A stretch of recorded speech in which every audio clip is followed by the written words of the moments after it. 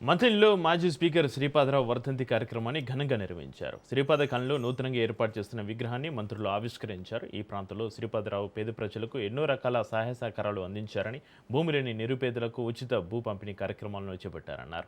గత బీఆర్ఎస్ ప్రభుత్వం కాలనీ పేరు సైతం మార్చిందని, కానీ ఇప్పుడు ఎక్కడున్న ప్రజానీకం శ్రీపాదరావుని గుండెల్లో పెట్టుకుని ఆయన విగ్రహాన్ని అదే కాలనీలో ఏర్పాటు చేసి తిరిగి ఆ కాలనీకి శ్రీపాద కాలనీ అని నిర్ణయించుకోవడం అభినందనీయమని తెలిపారు. తనకు అన్ని రకాలుగా అండగా ఉంటున్నా మంత్రిని ప్రాంత అభివృద్ధికి అన్ని రకాలుగా సహాయ సహకారాలు అందిస్తానన్నారు. ఆకుల శ్రీనివాస్ గారు, అదేవిధంగా పాపారావు గారు,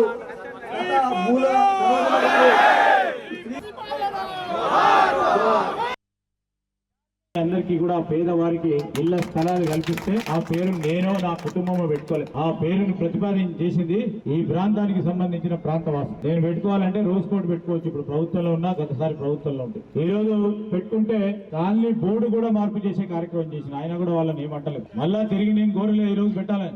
ఈ కాలనీ వాసులు అందరూ కూడా అనుకుంటే, నేను చెప్పినా మీరు అందరూ అనుకుంటే పెట్టండి, పెద్దలందరూ చేతుల మీద చేస్తామని చెప్పినాం. అది అందరూ మీ బాధ్యత. శ్రీపాద కాలనీకి సంబంధించి ఇప్పటికే మొన్న ఎన్నికైన తర్వాత ₹1,00,00,000 పనులు పెట్టినాం. ఇంకా చేసేది ఉంది. పూర్తి స్థాయిలో మోడల్ కాలనీ చేస్తామని ఆలోచన చేసినాం. మొదటిసారి ఎన్నికైనప్పుడు ప్రతిపక్షంలో ఉంటే, తెలంగాణ రాష్ట్రం వచ్చిన తర్వాత మళ్ళా ప్రతిపక్షంలో ఉన్నాం. మళ్ళా ఈసారి ప్రభుత్వం కాంగ్రెస్ పార్టీ అధికారంలోకి వచ్చిన తర్వాత రేవంత్ రెడ్డి గారు ముఖ్యమంత్రిగా, ఈరోజు నేను మంత్రిగా, ఈరోజు ఈ ప్రాంతానికి సంబంధించిన అభివృద్ధి కాంక్షించి ముందుకెళ్తా ఉన్న తరుణంలో ఒకటి తర్వాత ఒకటి చేసుకుపోయే ప్రయత్నం చేస్తా ఉన్నాం. అభివృద్ధికి నిర్వచనం ఇవ్వాలనే ఆంక్షతో పోతా ఉన్నాం. బీఆర్ఎస్ పార్టీ ప్రభుత్వం 10 సంవత్సరాలు ఉండే ఇక్కడ, 10 సంవత్సరాలు.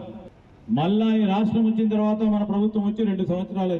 కొంతమంది 10 సంవత్సరాల్లో చేయలేని